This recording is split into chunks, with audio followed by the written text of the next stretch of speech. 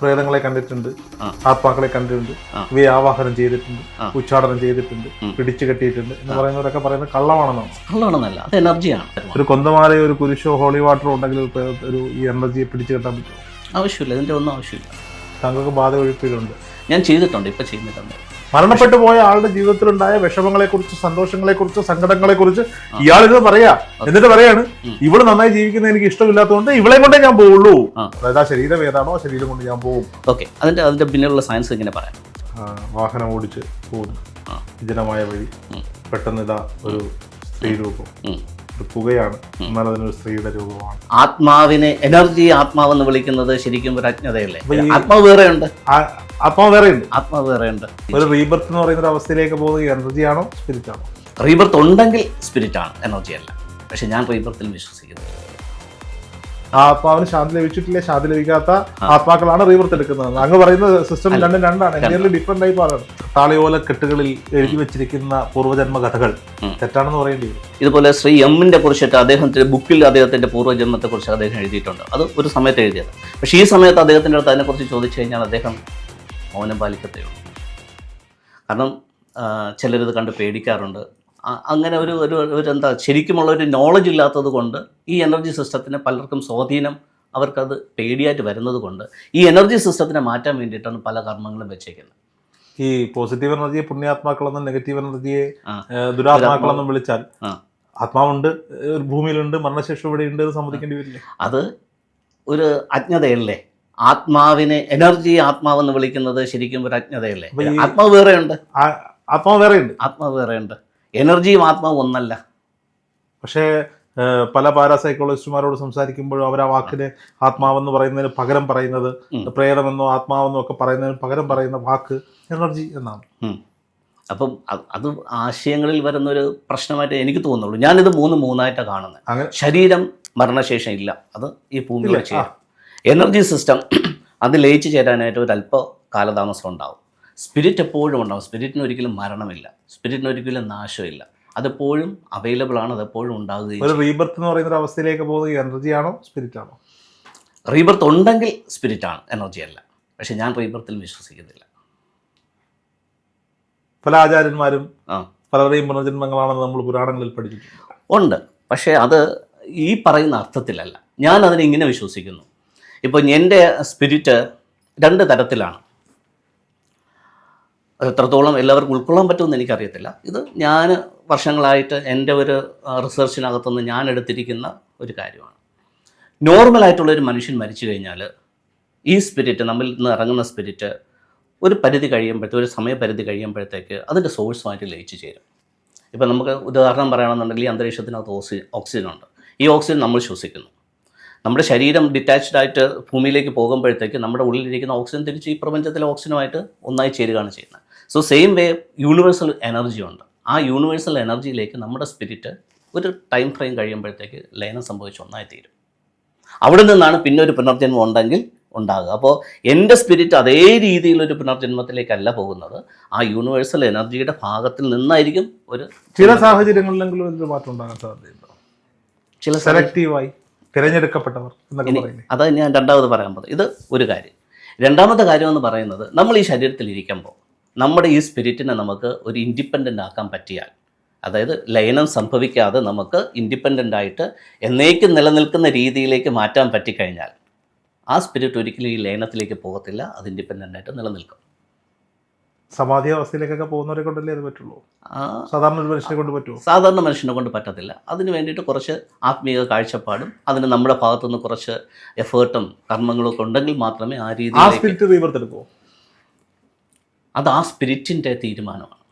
ആ spirit rebirth എടുത്താൽ ഇന്നത്തെ കാലത്തെ ഗുരുക്കന്മാർ പറയും ആത്മാവിന് ശാന്തി ലഭിച്ചിട്ടില്ല, ശാന്തി ലഭിക്കാത്ത ആത്മാക്കളാണ് റീബർത്ത് എടുക്കുന്നത്. അങ്ങ് പറയുന്ന സിസ്റ്റം രണ്ടാണ്, എൻറ്റയർലി ഡിഫറെന്റ് ടൈപ്പാണ്. അങ്ങ് പറയുന്നു സാധാരണക്കാരന്റെ ആ ആത്മാവ് പരമാത്മാവിൽ ലയിക്കുന്നു. സിമ്പിളായി പറയാം, മലയാളിക്ക് മനസ്സിലാവുന്ന ഭാഷയിൽ പറയാം. അതേസമയം വലിയ യോഗി വീരന്മാരുടെ സ്പിരിറ്റ് ഇവിടെ മാറ്റി വെക്കപ്പെടുകയാണ്. അപ്പോൾ ഇപ്പം അതിൻ്റെ ഒരു ലോജിക്ക് ഒന്ന് ആലോചിച്ച് നമുക്ക് ഒന്ന് ചിന്തിച്ച് കഴിഞ്ഞാൽ മനസ്സിലാവും. ഇപ്പോൾ സാധാരണപ്പെട്ട ഒരാളിൻ്റെ മരണശേഷം അതിന് വീണ്ടും റീബർത്ത് വന്നു, അപ്പോഴത്തേക്കും അദ്ദേഹത്തിനൊന്നും കർമ്മങ്ങളൊന്നും നേരെ ചെയ്യാൻ പറ്റിയില്ല, വീണ്ടും റീബർത്ത് വന്നു. ഇങ്ങനെ ഒരു 10-15 റീബർത്ത് കഴിയുമ്പോഴത്തേക്ക് ഓട്ടോമാറ്റിക്കലി ആ സ്പിരിറ്റിനകത്ത് എന്തൊക്കെയോ ഞാൻ ചെയ്യാനുണ്ടെന്ന് മനസ്സിലാവുന്നു, പിന്നെ ഒരു മോക്ഷത്തിലേക്ക് പോകുന്നു എന്ന് പറയുമ്പോൾ ഇപ്പോൾ എനിക്കോ താങ്കൾക്കോ ഇപ്പോൾ ഞാൻ ആയിരിക്കുന്ന അവസ്ഥയിൽ ഒരു നോർമൽ പേഴ്സൺ എന്നുള്ള നിലയിലാണ് ഞാൻ സംസാരിക്കുന്നത്, ഒരു ആത്മീയ വേർഷനിലല്ല. അപ്പോൾ നമ്മൾ നോർമലായിട്ട് ജീവിക്കുന്ന ഒരു മനുഷ്യരാണെന്നുണ്ടെങ്കിൽ എൻ്റെ സ്പിരിറ്റ് ഒരു റീബർത്ത് കഴിഞ്ഞ് വന്നതാണോ, മുമ്പ് എന്തെങ്കിലും പ്രശ്നങ്ങളുണ്ടായിരുന്നോ, ഇപ്പം ഞാൻ ജീവിക്കുന്നത് കറക്റ്റാണോ, ഇനി എന്തെങ്കിലും ഞാൻ കറക്റ്റ് ചെയ്യേണ്ടതായിട്ടുണ്ടോ, ഇതിനെയൊന്നും കുറിച്ച് അവെയറല്ല. ഇനി ഏത് ബർത്തിലായിരിക്കും ഇതിനെക്കുറിച്ച് ഒരു അവയർനെസ് ഉണ്ടാകുക എന്നുള്ളത് നമുക്ക് പ്രെഡിക്റ്റ് ചെയ്യാനും പറ്റത്തില്ല. അപ്പോൾ അതൊരിക്കലും ലോജിക്കലി ശരിയായിട്ടുള്ള രീതിയിലാണെന്ന് എനിക്ക് തോന്നുന്നില്ല. അങ്ങനെയാണെങ്കിൽ ഈ താളിയോല കെട്ടുകളിൽ എഴുതി വെച്ചിരിക്കുന്ന പൂർവ്വജന്മ കഥകൾ തെറ്റാണെന്ന് പറയേണ്ടി വരും. എല്ലാവരും എഴുതിയത് ശരിയാണെന്ന് നമുക്ക് പറയാൻ പറ്റില്ല. ചിലതെങ്കിലും എഴുതിയത് ശരിയാണെന്ന് പറയേണ്ടി. ഇപ്പോൾ ഞാൻ പറഞ്ഞല്ലോ, ഞാനൊരു പുസ്തകം എഴുതിയിട്ടുണ്ട്. ഈ പുസ്തകത്തിനകത്ത് ഞാനിപ്പോൾ എഴുതിയിരിക്കുന്നത് എൻ്റെ ഈ സമയത്തുള്ള അണ്ടർസ്റ്റാൻഡിങ് അനുസരിച്ചിട്ടാണ്. മേ ബി ഒരു 10 വർഷം കഴിയുമ്പോൾ എൻ്റെ അണ്ടർസ്റ്റാൻഡിങ് മാറും. അപ്പോൾ എൻ്റെ ഓൾറെഡി എഴുതിയത് അവിടെ ഇരിപ്പുണ്ട്. അപ്പോൾ എനിക്കൊരിക്കലും ആ സമയത്ത് ഞാൻ എൻ്റെ ഒരു ഈഗോ കൊണ്ട് ഞാൻ പറയത്തില്ല ഞാൻ അന്ന് എഴുതിയത് തെറ്റായിപ്പോയി, ഞാനിത് വീണ്ടും ഒന്നേന്ന് എഴുതാൻ രണ്ട് മനോജാണെന്ന് വേണമെങ്കിൽ പിന്നീട് ഒരു കാലത്ത് പറയും. ഓക്കെ, അപ്പോൾ അതുകൊണ്ട് എഴുത്തുകളെല്ലാം ആധികാരികതയുണ്ട്, സത്യസന്ധമാണെന്നൊന്നും നമുക്ക് പറയാൻ പറ്റത്തില്ല, വേരിയേഷൻസ് ഉണ്ടാകും. ഇപ്പോൾ അലക്സാണ്ടർ ജേക്കബ് IPS അദ്ദേഹം ഇതുപോലൊരു ചർച്ചയിൽ അദ്ദേഹത്തിൻ്റെ പൂർവ്വജന്മവും പുനർജന്മവുമായി പല കഥകൾ പറഞ്ഞു. അദ്ദേഹം പിന്നീട് രണ്ടാമത് വന്നപ്പോൾ അതിനെ തുടർന്നുണ്ടായ വിവാദങ്ങൾ ഞാൻ ചോദിച്ചപ്പോൾ പകരം അമ്പലപ്പുഴയിൽ പോയി തിരക്കൂ, പിന്നെ വീട് അവിടെ ഉണ്ട്. അദ്ദേഹം തെളിവുകൾ നിരത്തിക്കൊണ്ടാണ് സംസാരിക്കുന്നത് അദ്ദേഹത്തിന്റെ പൂർവ്വജന്മത്തെ പറ്റി. അത് ഇവിടുത്തെ മുഖ്യധാര മാധ്യമങ്ങളടക്കം ഇന്റർവ്യൂ എടുത്ത് വെച്ച് ചർച്ച ചെയ്തതാണ്. തീർച്ചയായിട്ടും ഇതുപോലെ ശ്രീ എമ്മിന്റെ കുറിച്ചിട്ട് അദ്ദേഹത്തിന്റെ ബുക്കിൽ അദ്ദേഹത്തിന്റെ പൂർവ്വജന്മത്തെ കുറിച്ച് അദ്ദേഹം എഴുതിയിട്ടുണ്ട്. അത് ഒരു സമയത്ത് എഴുതിയത്. പക്ഷേ ഈ സമയത്ത് അദ്ദേഹത്തിന്റെ അടുത്ത് അതിനെക്കുറിച്ച് ചോദിച്ചു കഴിഞ്ഞാൽ അദ്ദേഹം മൗനം പാലിക്കത്തേ ഉള്ളൂ. ഇത് അലക്സാണ്ടർ ജേക്കബ് തനിയെ എഴുതി വെച്ചതല്ല. അദ്ദേഹത്തിന് ഒരു പ്രത്യേക വേളയിൽ ഒരാൾ പറഞ്ഞു കൊടുക്കുകയാണ് ഇങ്ങനെ ഒരു സംഭവം ഉണ്ട്, അദ്ദേഹം അത് അന്വേഷിച്ചു പോയപ്പോൾ അത് ശരിയായിരുന്നു എന്ന് അദ്ദേഹത്തിന് സ്വയം ബോധ്യപ്പെട്ടതാണ്. മറ്റൊരാൾ പറഞ്ഞു കൊടുത്തത് അദ്ദേഹം ഇന്നും അത് തെളിവുകൾ സഹിതം മുന്നോട്ട് പറഞ്ഞുകൊണ്ട് പോവുകയാണ്. എന്നോട് ഒരു ടാരോ റീഡർ, പാരീസിൽ നിന്നുണ്ടായിരുന്ന ഒരു ടാരോ റീഡർ പൂർവ്വജന്മം കണ്ടെത്താൻ പറ്റും. സോ നമ്മൾ മലയാളിക്കൊരു കുഴപ്പമുണ്ടല്ലോ, മലയാളികൾ പറഞ്ഞാൽ വിശ്വസിക്കുന്നതിനേക്കാൾ കൂടുതൽ വിദേശീയർ പറഞ്ഞാലാണല്ലോ വിശ്വസിക്കുക. ഞാനും പറഞ്ഞു ശരി അങ്ങനെയാണെന്ന് അറിയുന്നത്. ഒരു 3-4 ജന്മം മുമ്പ് വരെയുള്ള എൻ്റെ പല ആരായിരുന്നു എന്തായിരുന്നു എന്നല്ല, പക്ഷെ ഞാൻ ഇന്ത്യയിലൊക്കെ ഇല്ലായിരുന്നു. അതുകൊണ്ട് എനിക്ക് തിരക്കി പോകാൻ പറ്റും, ഞാൻ പുറത്തൊക്കെ ആയിരുന്നു. അവർ പറയാണ് ഇതേ കാര്യം ഇതിന്റെ ചെറിയ മാറ്റങ്ങളോടുകൂടി ഈ കേരളത്തിൽ നിന്നുള്ള മറ്റൊരു ടാരോ റീഡർ എന്നോട് പറഞ്ഞിട്ടുണ്ട്. ഓക്കെ, എന്തായാലും ഒരു 15 വർഷത്തോളം ഞാൻ ഈ ഒരു ആത്മീയ രംഗത്തിങ്ങനെ പഠിക്കുകയും മനസ്സിലാക്കുകയും ആസ്വദിക്കുകയും ചെയ്തു പോകുന്ന ഒരാളാണ്. ഏതെങ്കിലും ഒരു സമയത്ത് ഇത് എനിക്ക് തിരുത്തി പറയേണ്ടി വരികയാണെന്നുണ്ടെങ്കിൽ തീർച്ചയായിട്ടും ഞാൻ തിരുത്തി പറയാം. സാഹചര്യത്തിൽ പൂർവ്വജന്മം പുനർജന്മമൊന്നുമില്ല. ഞാൻ ഇപ്പോൾ അതിനെ കുറിച്ച് ഞാൻ വിശ്വസിക്കുന്നു. ഇപ്പോൾ നമ്മൾ എന്താണോ ഇതാണ് നമ്മൾ. അതെ, ഞാൻ നേരത്തെ പറഞ്ഞ കാര്യമുണ്ട്. എനിക്ക് ഈ ശരീരത്തിൽ ഇരിക്കുമ്പോൾ എൻ്റെ സ്പിരിറ്റിനെ ആ ലയനം സംഭവിക്കാതെ ഇൻഡിപെൻഡൻ്റ് ആയിട്ട് നിലനിർത്തുന്ന രീതിയിൽ എനിക്ക് ആ സ്പിരിറ്റിനെ മാറ്റിയെടുക്കാൻ പറ്റും. അത് ഞാൻ വിശ്വസിക്കുന്നു. അതിനുവേണ്ടി ആ സ്പിരിറ്റിന് പിന്നീട് എന്തായിരിക്കും സംഭവിക്കുക? നമ്മുടെ ഈ ഒരു ബോഡി കോൺഷ്യസിനകത്ത് മൈൻഡ് കോൺഷ്യസിനകത്ത് ഇരുന്ന് നമ്മൾ കാര്യങ്ങൾ അവലോകനം ചെയ്യുന്നത് കൊണ്ടാണ് സ്പിരിറ്റിന് എന്ത് സംഭവിക്കും, അല്ലെങ്കിൽ ആ സ്പിരിറ്റിൽ ലൈഫ് എന്തായിരിക്കും എന്നൊക്കെ ഉള്ളതിനെ കുറിച്ചുള്ള ഒരു ആങ്സൈറ്റി ഉണ്ടാകുന്നത്. ഒരിക്കലും നമ്മുടെ ഇപ്പോഴത്തുള്ളൊരു മൈൻഡ് കോൺഷ്യസും ബോഡി കോൺഷ്യസും വെച്ചായിരിക്കത്തില്ല ആ ലൈഫ് എന്ന് പറയുന്നത്. കാരണം അതിന് സൂര്യപ്രകാശം വേണ്ട, സ്പിരിറ്റിന് ജീവിക്കാനായിട്ട് ആയിരിക്കാനായിട്ട് സൂര്യപ്രകാശം വേണ്ട, വെള്ളം വേണ്ട, ഭക്ഷണം വേണ്ട, ഭൂമി പോലും വേണ്ട. അപ്പോൾ ആ സ്പിരിറ്റിൻ്റെ ലൈഫ് എന്തായിരിക്കും എന്നുള്ളത് ശരീരത്തിലിരുന്ന് ഊഹിക്കുന്നതിൻ്റെ നമുക്ക് ഒരു 1% പോലും കിട്ടത്തില്ല. സൂര്യപ്രകാശം അടിച്ചാൽ സ്പിരിറ്റിൻ്റെ മുഖത്ത് ചോരപ്പാടുകൾ വരുമോ? സിനിമയിലൊക്കെ കാണിക്കുന്നത്. ഓക്കെ, അതൊക്കെ നമുക്ക് ആവിഷ്കരിക്കാൻ വേണ്ടിയിട്ട് എന്തെങ്കിലുമൊക്കെ വേണമല്ലോ, ദൃശ്യാവിഷ്കാരത്തിന് വേണ്ടി. അപ്പോൾ പലതും അങ്ങനെ നമുക്ക് ആവിഷ്കരിക്കേണ്ടി വരും, അതിലൊന്നും സത്യമില്ലല്ലോ. ഈ നമ്മൾ നേരത്തെ എനർജികളെ പറ്റി സംസാരിച്ചു, പോസിറ്റീവ് എനർജി അല്ലെങ്കിൽ നെഗറ്റീവ് എനർജി. അത് വേറൊരു രീതിയിലാണ് താങ്കൾ അവതരിപ്പിക്കുന്നത്. ഈ എനർജികൾ ആളുകളെ ഉപദ്രവിക്കും? ഒരിക്കലും ആൾക്കാരെ എനർജി ഉപദ്രവിക്കത്തില്ല. പക്ഷേ എനർജിയെ ആൾക്കാർ പേടിച്ചിട്ട് സ്വയം അതിന് ആൾക്കാർ ചില കാര്യങ്ങൾ മനസ്സിനകത്ത് ഉണ്ടാക്കി വെക്കാറുണ്ട്. എന്നാൽ ഈ അടുത്ത ഇടയ്ക്ക് എന്നെ കാണാനായിട്ടൊരു പെൺകുട്ടി, ഒരു 23-24 വയസ്സുള്ളൊരു പെൺകുട്ടി വന്നു. അപ്പോൾ ആ പെൺകുട്ടി പറഞ്ഞത് ഇതിങ്ങനെയാണ്: എനിക്കിപ്പോൾ ഉറങ്ങാൻ പറ്റുന്നില്ല, രാത്രിയിൽ ഞാൻ കണ്ണടച്ചു കഴിഞ്ഞാൽ ഒരു ഭീകര രൂപം എൻ്റെ അടുത്ത് വരും, എൻ്റെ അടുത്തിരിക്കും, എന്നോട് സംസാരിക്കും. പലപ്പോഴും ആ സംസാരിക്കുന്ന ഭാഷ എനിക്ക് വ്യക്തമൊന്നുമല്ല, പക്ഷേ അതിൻ്റെ ആംഗ്യ ഭാഷ ഇതൊക്കെ കാണുമ്പോഴത്തേക്ക് ഇന്ന കാര്യമായിരുന്നു സംസാരിക്കുന്നത് എനിക്ക് തോന്നിപ്പോകുന്നു. എന്നെ വാ എന്ന് വിളിക്കും, നമുക്കൊരു സ്ഥലം വരെ പോകാം, അത് മരണത്തിലേക്കാണ് എന്നൊക്കെയുള്ള രീതിയിൽ സംസാരിക്കുന്നതായിട്ട് ആ കുഞ്ഞിനോട് പറയാറുണ്ട്. ഓക്കെ, അപ്പോൾ ചില എനർജി ഉണ്ട്, പക്ഷേ ആ എനർജിയെ നമ്മൾ ഏത് രീതിയിൽ നമ്മളതിനെ പ്രോസസ്സ് ചെയ്യുന്നു അതനുസരിച്ചായിരിക്കും നമ്മളത് മാനിഫെസ്റ്റ് ആകാൻ പോകുന്നത്. അല്ലാതെ എനർജി നമ്മളെ പേടിപ്പിക്കാനോ വേറെ ഒരു കാര്യത്തിനും വരത്തില്ല. ചിലർ പറഞ്ഞിട്ടുണ്ട് ഇങ്ങനെ രാത്രിയിൽ വാഹനം ഓടിച്ച് പോകുന്നു വിജനമായ വഴി, പെട്ടെന്ന് ഇതാ ഒരു സ്ത്രീ രൂപം, ഒരു പുകയാണ് എന്നാൽ അതിനൊരു സ്ത്രീയുടെ രൂപമാണ്, പെട്ടെന്ന് പേടിക്കുന്നു, ധൈര്യമുള്ളവർ വാഹനം നിർത്തും, ഇല്ലാത്തവർ പേടിച്ച് വാഹനം എവിടെയെങ്കിലും അപകടത്തിൽ പറ്റും. ഇത്തരം രൂപങ്ങളിൽ കാണുന്നത് ചിന്തകളിൽ നിന്നുണ്ടാകുന്നതാണോ അങ്ങനെ ഒരു രൂപം ഉണ്ടാവും? ചിന്തകളിൽ നിന്നുണ്ടാകുന്നതാണ്. കാരണം എന്ന് വെച്ച് കഴിഞ്ഞാൽ മിക്കവാറും കണ്ടിരിക്കുന്ന രൂപങ്ങളെല്ലാം ഈ പറഞ്ഞതുപോലെ ഇത് സ്ത്രീ രൂപമാണ്, ഇത് പുരുഷ രൂപമാണ്, ഇന്ന ഡ്രസ്സ് ധരിച്ചിരുന്നു എന്നൊക്കെയാണ് അവർ പറയുന്നത്. ഒരിക്കലും സ്പിരിറ്റിന് ഡ്രസ്സ് ധരിക്കേണ്ട ആവശ്യമില്ലല്ലോ. സ്പിരിറ്റ് അല്ലേ. അതിന് സ്പിരിറ്റിന് ഒരിക്കലും ആൺ പെണ്ണ് വേർതിരിവില്ല. ശരീരത്തിലാണ് ആണും പെണ്ണും വേർതിരിവ്. ശരീരത്തിനകത്താണ് മുടിയും മറ്റുള്ള കാര്യങ്ങളൊക്കെ ഉണ്ടാകുക. സ്പിരിറ്റിന് ഒരിക്കലും ഷേപ്പില്ല. അപ്പോൾ ഒരിക്കലും അങ്ങനെ കാണുന്നത് ഞാൻ അങ്ങനെ കണ്ടതായിട്ട് അങ്ങനെ വിശ്വസിക്കുന്നില്ല. അത് പേരത് കണ്ടാലോ? ഞാനിപ്പോൾ ഒരു കാര്യം ആവർത്തിച്ച് ഒരാളുടെ അടുത്ത് പറയുകയാണെന്നുണ്ടെങ്കിൽ അദ്ദേഹത്തിന് ആ കാര്യം അദ്ദേഹത്തിൻ്റെ മനസ്സിൽ കടന്നിട്ട് അങ്ങനെ ഒരു കാര്യം അദ്ദേഹത്തിന് ഉണ്ടായി വരാം ഒരേ സമയം. ഇപ്പം നമുക്ക് സുമതി പളവിലൊക്കെ ആണെന്നുണ്ടെങ്കിൽ കുറേ ആൾക്കാർ പറഞ്ഞ് അങ്ങനെ ഒരു അനുഭവം പലർക്കും ഉണ്ടായെന്ന് വരാം. അപ്പോൾ അത് അങ്ങനെ ഉണ്ടായെന്ന് പറഞ്ഞത് സത്യമാണെന്നില്ല. അപ്പോൾ ഈ പ്രേതങ്ങളെ കണ്ടിട്ടുണ്ട്, ആത്മാക്കളെ കണ്ടിട്ടുണ്ട്, ഇവയെ ആവാഹനം ചെയ്തിട്ടുണ്ട്, ഉച്ചാടനം ചെയ്തിട്ടുണ്ട്, പിടിച്ചു കെട്ടിയിട്ടുണ്ട് എന്ന് പറയുന്നവരൊക്കെ പറയുന്നത് കള്ളമാണെന്നാണോ? കള്ളമാണെന്നല്ല, അത് എനർജിയാണ്. എനർജി ഈ പറയുന്നത് പോലെ എനർജിയുടെ പ്രശ്നങ്ങളുണ്ട്. ആ എനർജിയെ നമുക്ക് ആവാഹിക്കാൻ പറ്റും, ഒന്നിൽ നിന്ന് മറ്റൊന്നിലേക്ക് കൺവേർട്ട് ചെയ്യാൻ പറ്റും, ആണികൾ തറയ്ക്കാൻ പറ്റും, ഒരു ഒബ്ജക്റ്റിലേക്ക് അതിനെ കൊണ്ടുവെക്കാൻ പറ്റും. അത് എനർജിയാണ്. അതിനെ നമുക്ക് ആത്മാവെന്ന് പറയാൻ പറ്റില്ല, ദുരാത്മാവെന്ന് പറയാൻ പറ്റില്ല. It's energy.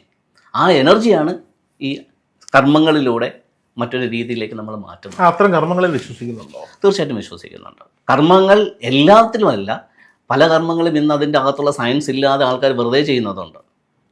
പക്ഷേ ശരിക്കും ജെനുവിനായിട്ട് കർമ്മങ്ങൾ ചെയ്യുന്ന ആൾക്കാരും. ഒരു കൊന്തമാലയോ ഒരു കുരിശോ ഹോളി വാട്ടറോ ഉണ്ടെങ്കിൽ ഒരു ഈ എനർജിയെ പിടിച്ചു കെട്ടാൻ പറ്റുമോ? ആവശ്യമില്ല. ഇതിൻ്റെ ഒന്നും ആവശ്യമില്ല. മന്ത്രവാദത്തട്ട്, ഹോമകുണ്ടം, അതിൻ്റെ ഒന്നും ആവശ്യമില്ല. ആളിക്കത്തുന്നത്, തീ, അതൊക്കെ ആളിനെ ബോധ്യപ്പെടുത്താൻ വേണ്ടിയിട്ട് മാത്രമാണ്. നമ്മളിപ്പം മണിച്ചിത്രത്താഴിൽ കണ്ടിട്ടുണ്ടല്ലോ, ശോഭനയ്ക്ക് ഒരു ക്യൂർ കിട്ടിയെന്ന് ശോഭനയ്ക്ക് വിശ്വാസം വേണമെന്നുണ്ടെങ്കിൽ അങ്ങനെ ഒരു പ്ലാറ്റ്ഫോം വേണം. അതിന് വേണ്ടിയിട്ട് അങ്ങനെ ഒന്ന് സജ്ജമാക്കുന്നത്. പക്ഷേ ഒരു സ്പിരിറ്റിന് അല്ലെങ്കിൽ ആ എനർജിയെ നമുക്ക് മാറ്റുന്നതിന് വേണ്ടിയിട്ട് ഇങ്ങനെ ഒരു പ്ലാറ്റ്ഫോമിൻ്റെ ഒന്നും ആവശ്യമില്ല. എൻ്റെ അടുത്ത് കൊണ്ടുവന്നാൽ സിമ്പിളായിട്ട് മാറ്റി കൊടുക്കാം. ഒന്നിൻ്റെ ആവശ്യമില്ല, ഒരു ഉപാധികളുടെ ആവശ്യമില്ല. താങ്കൾക്ക് ബാധ ഒഴിപ്പിലുണ്ട്? ഞാൻ ചെയ്തിട്ടുണ്ട്, ഇപ്പം ചെയ്യുന്നില്ല എന്നേ ഉള്ളൂ. വന്നാൽ മാറ്റിത്തരാമെന്ന് പറഞ്ഞു. അതെ, ഇപ്പം വന്ന് അങ്ങനെയുള്ളൊരു ജെന്യൂൻ കേസ് വന്നു കഴിഞ്ഞാൽ തീർച്ചയായിട്ടും ചെയ്തു കൊടുക്കാം. ഞാൻ പേര് പറയാൻ എനിക്ക് അനുവാദമില്ലാത്ത ഒരാൾ. അദ്ദേഹം പ്രൊഫഷണലി നല്ല വിദ്യാഭ്യാസമുള്ള. എനിക്ക് അദ്ദേഹത്തിന് അറിയാം. കഴക്കൂട്ടത്താണ് വീട്. അല്ല, അതെനിക്ക് പേര് പറയുന്നതിന് തെറ്റൊന്നുമില്ല. ഞാൻ അദ്ദേഹത്തിനോടൊപ്പം ഒരുപാട് വീഡിയോകൾ ഇതുമായി ബന്ധപ്പെട്ട. അല്ല, അദ്ദേഹം ഒരു ബ്രാഹ്മണനാണ്. കൗൺസിലിംഗിൽ PhD ഒക്കെ ഉള്ള ആളാണ്. രസതന്ത്രത്തിൽ പോസ്റ്റ് ഗ്രാജുവേഷൻ ഉള്ള ആളാണ്. നല്ല ക്വാളിഫിക്കേഷൻ ഉള്ള ആളാണ്. അപ്പോൾ സയൻറ്റിഫിക്കായും ട്രഡീഷണൽ രീതികളിലൂടെയും ഈ കാര്യങ്ങൾ അപ്രോച്ച് ചെയ്യുന്ന ആളാണ്. അപ്പോൾ അദ്ദേഹത്തിൻ്റെ അടുത്ത് പോയപ്പോൾ അദ്ദേഹത്തിൻ്റെ അടുത്ത് ഇത്തരം വന്ന ആളുകളുടെ മുഴുവൻ വീഡിയോകൾ അദ്ദേഹം സൂക്ഷിച്ചു വെച്ചിട്ടുണ്ട്. അദ്ദേഹം സൂക്ഷിച്ചു വെച്ചിരിക്കുകയാണ്. അത് റെക്കോർഡിംഗ് പർപ്പസിനായിട്ട് എന്താണ് അവിടെ നടക്കുന്നതെന്ന് അറിയാൻ വേണ്ടി സൂക്ഷിച്ചു വെച്ചിരിക്കുക. അവരവിടെ വരുന്ന CCTV ഫുട്ടേജുകൾ തൊട്ട് സംസാരിക്കുന്നത് മുതൽ അവസാനം അവരോട് ക്യൂറായി പുറത്തു പോകുന്നത് വരെ പല മെത്തേഡുകൾ അതിന് അദ്ദേഹം താന്ത്രിക് മെഡിറ്റേഷൻ, കൗൺസിലിംഗ് എല്ലാം അദ്ദേഹം നോക്കുന്നുണ്ട്. അതിൽ കണ്ട കുറേ വീഡിയോകൾ അക്ഷരാർത്ഥത്തിൽ ഇനി എത്ര വിശ്വാസമില്ല എന്ന് പറയുന്ന ആളുകൾ വിശ്വസിച്ചു പോകും. കാര്യം അവിടെ രൂപമോ പ്രേതമോ ഒന്നും ഇല്ല.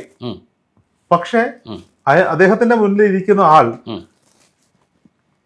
ഈ അനന്തപുരം സിനിമയിലെ പൃഥ്വിരാജിനെ പോലെ പെട്ടെന്ന് പരകായപ്രവേശം നടക്കുന്ന പോലെ ആളായി മാറുന്നു. അദ്ദേഹം ഒരുക്കി വെച്ചിരിക്കുന്ന പൂജത്തട്ടിലേക്ക് ഇവർ ഇരുന്ന് കഴിഞ്ഞാൽ കുറച്ച് കഴിയുമ്പോഴേക്ക് മരണപ്പെട്ട ഒരാൾ അയാളായി മാറുകയാണ്. എന്തുകൊണ്ട് ഇയാളുടെ ശരീരത്തിൽ വന്നു, എന്താണ് അയാളുടെ ഉദ്ദേശമൊക്കെ ഇതൊന്ന് വിളിച്ചു പറയുന്നു. അതൊക്കെ എങ്ങനെയാണ് സംഭവിക്കുന്നത്? അത് എനർജിയുടെ ഒരു ഒരു ആവാഹനമോ ഇറങ്ങിപ്പോക്കോ ഒന്നും അല്ല. ആ ഒരു എനർജിയുടെ പ്രസൻസിനെ നമ്മുടെ മൈൻഡ് അതിന് എന്താ പറയുന്നത്, ആ ഒരു വൈബിലേക്ക് വന്നു കഴിഞ്ഞാൽ തീർച്ചയായിട്ടും ഉണ്ടാവും. ഞാനും അങ്ങനെയുള്ള ഒരുപാട് കാര്യങ്ങൾ ഹാൻഡിൽ ചെയ്തിട്ടുണ്ട്. മരണപ്പെട്ടു പോയ ആളുടെ ജീവിതത്തിലുണ്ടായ വിഷമങ്ങളെക്കുറിച്ച്, സന്തോഷങ്ങളെക്കുറിച്ച്, സങ്കടങ്ങളെക്കുറിച്ച് ഇയാളിത് പറയാ. എന്നിട്ട് പറയാണ്, ഇവള് നന്നായി ജീവിക്കുന്നത് എനിക്ക് ഇഷ്ടമില്ലാത്തതുകൊണ്ട് ഇവളെ കൊണ്ടേ ഞാൻ പോവുള്ളൂ. അതായത് ആ ശരീരം ഏതാണോ ആ ശരീരം കൊണ്ട് ഞാൻ പോകും. ഓക്കെ, അതിന്റെ പിന്നിലുള്ള സയൻസ് ഇങ്ങനെ പറയാം. ഇപ്പോൾ ഇന്ന് ഒത്തിരി ഗവേഷണങ്ങൾ നടക്കുന്നുണ്ട്. ജീസസ് ജീവിച്ചിരുന്ന സമയത്ത് ജീസസിൻ്റെ ആ വോയിസിനെ ഇന്ന് അതിനെ റിക്കവർ ചെയ്തെടുത്തിട്ട് ജീസസിൻ്റെ അതേ വോയിസിനകത്ത് കേൾപ്പിക്കാൻ പറ്റുമോ എന്നുള്ളത് ജീസസിൻ്റെ മാത്രമല്ല ജീവിച്ചത്. സോ ആ എനർജി ഇന്നും ഉണ്ട്. ആകുമ്പോഴാണല്ലോ കച്ചവട സാധ്യത കൂടുതൽ. അതെ അതെ. അപ്പോൾ 1000, 2000, 10,000, പിന്നെ 20,000 വർഷമൊക്കെ ജീവിച്ചിരുന്ന ആൾക്കാരുടെ അന്നുള്ള വോയിസും അന്നുള്ള എനർജിയും ഇന്നും ഈ ഭൂമിയിൽ നശിക്കാതിരിപ്പുണ്ട്. ഓർമ്മകൾ എന്ന് പറയാൻ പറ്റില്ല, അതേ എനർജി